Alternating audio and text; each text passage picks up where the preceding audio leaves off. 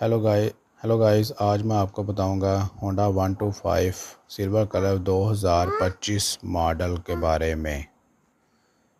इसकी खसूसियात और इसके फंक्शन के बारे में मालूमात की जाए।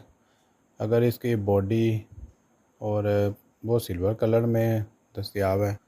एयर कूल्ड इंजन 4 स्टॉक है, 125 सीसी है। गियर की बात की जाए, इसके 5 गियर हैं।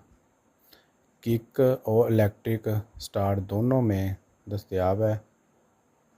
अगर वज़न की बात की जाए 108, खुशक वज़न 108।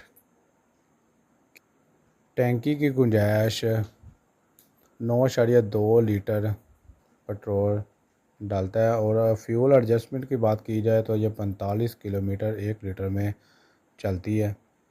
अजाफी खसूसियात इसमें डिस्क ब्रेक भी शामिल है।